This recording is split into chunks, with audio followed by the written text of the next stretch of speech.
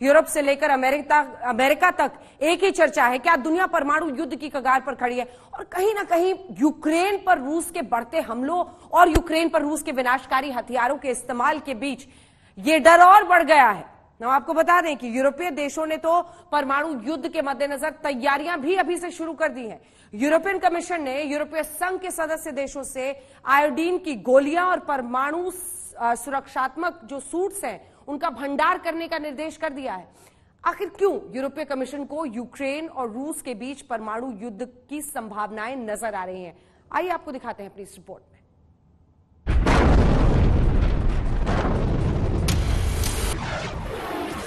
क्या यूक्रेन में परमाणु युद्ध की घंटी बज चुकी है?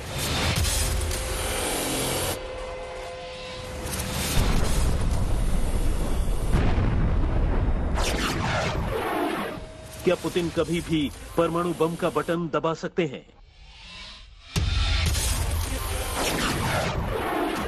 यूरोपीय देशों में आयोडीन की गोलियां क्यों खरीदी जा रही हैं?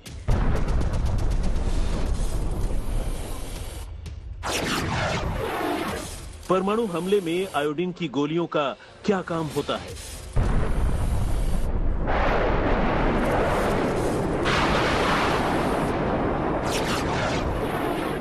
परमाणु सुरक्षात्मक सूट का भंडार रखने के निर्देश क्यों दिए गए हैं? क्यों पुतिन ने परमाणु रोधी अंडरग्राउंड शहर बसाया है?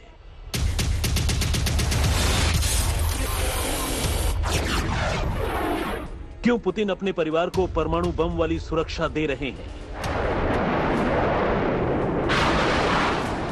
इस वक्त पूरी दुनिया सिर्फ और सिर्फ परमाणु युद्ध के बारे में सोच रही है और हर किसी के दिमाग में यही चल रहा है कि क्या हम परमाणु युद्ध की कगार पर हैं? परमाणु युद्ध का डर उस वक्त और बढ़ने लगा है जब रूस और यूक्रेन के युद्ध के बीच यूरोपीय आयोग ने यूरोपीय संघ के सदस्य देशों से आयोडीन की गोलियां, दूसरी दवाओं के साथ साथ परमाणु सुरक्षात्मक सूट का भंडार करने का निर्देश दिया है। रूस टुडे के मुताबिक ऐसा प्रतीत हो रहा है कि यूरोपीय देश संभावित रासायनिक या जैविक हमले के बाद से निपटने की तैयारी कर रहे हैं। इससे पहले यूरोपियन यूनियन आयोग के प्रवक्ता ने कहा कि यूक्रेन में युद्ध के बीच आयोग ये सुनिश्चित करने के लिए काम कर रहा है कि आमतौर पर रासायनिक, जैविक, रेडियोलॉजिकल और परमाणु खतरों के क्षेत्र में तैयारियों को कैसे बढ़ाया जाए।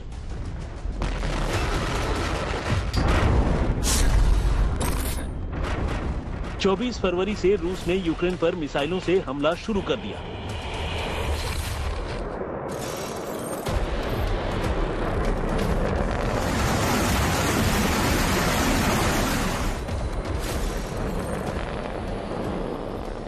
और कुछ दिनों बाद ही रूस के राष्ट्रपति व्लादिमीर पुतिन ने अपने परमाणु हथियारों को हाई अलर्ट पर रखने का निर्देश जारी कर दिया। पुतिन के इस परमाणु अलर्ट को नेटो देशों के आक्रामक बयान और पश्चिमी देशों के जरिए रूस पर लगाए गए कठोर और वित्तीय प्रतिबंधों का सख्त और कड़ा जवाब माना गया। इसलिए अब पश्चिमी देशों में पुतिन का दिमाग पढ़ने के लिए जासूसी कराई जा रही है। कहीं ऐसा तो नहीं कि पुतिन ने अपनी जिस न्यूक्लियर डिटरेंस फोर्स को हाई अलर्ट पर रहने के लिए कहा था वो एक्शन में आ चुकी है। मार्च की शुरुआत में जिस तरह से रूस ने यूक्रेन के जैपोरिजिया न्यूक्लियर प्लांट पर मिसाइल दागी और उससे परमाणु पावर प्लांट में आग लग गई थी, बाद में रूसी सेना ने जैपोरिजिया न्यूक्लियर प्लांट पर कब्जा भी कर लिया। जैपोरिजिया के साथ साथ रूस ने यूक्रेन के चेर्नोबिल न्यूक्लियर प्लांट पर भी कब्जा कर लिया। हम आपको बता दें कि 1986 में चेर्नोबिल परमाणु प्लांट दुनिया की सबसे विनाशकारी परमाणु आपदा का स्थल बना। अब एक तरफ तो पुतिन अपनी न्यूक्लियर डिटरेंस फोर्स को अलर्ट पर रख चुके हैं, दूसरा यूक्रेन के सबसे बड़े परमाणु प्लांट पर रूस का कब्जा हो चुका है। ऐसे में दुनिया की चिंता परमाणु युद्ध की तरफ बढ़ रही है। इसलिए यूरोपीय संघ, रूस और यहां तक कि अमेरिका में पोटेशियम आयोडीन की गोलियों की मांग में बढ़ोतरी हुई है। रेडिएशन से लड़ने में आयोडीन को कारगर माना जाता है। ये रेडिएशन के प्रभाव को कम करने में मदद करती हैं। मार्च के महीने में ही बेल्जियम, बुल्गारिया, चेक रिपब्लिक और कई देशों में ये दवाएं आउट ऑफ स्टॉक हो गई हैं। हम आपको बता दें कि जब परमाणु प्लांट में कोई दुर्घटना होती है, कोई विस्फोट या कोई रिसाव होता है, तो उससे रेडियोधर्मी आयोडीन निकलती है और अगर ये रेडियोधर्मी आयोडीन शरीर में चला जाए तो थायराइड कोशिकाओं को नुकसान पहुंचता है और कैंसर फैल सकता है। इसलिए कहा जाता है कि रेडिएशन फैलते समय आयोडीन की गोलियां दी जानी चाहिए। अगर कोई अच्छी आयोडीन पर्याप्त मात्रा में ग्रहण कर लेता है तो किसी थायराइड या बुरी रेडियो एक्टिव आयोडीन के लिए जगह नहीं बचती है। अब एक तरफ यूरोप से लेकर तमाम पश्चिमी देश रेडिएशन से डरे हुए हैं।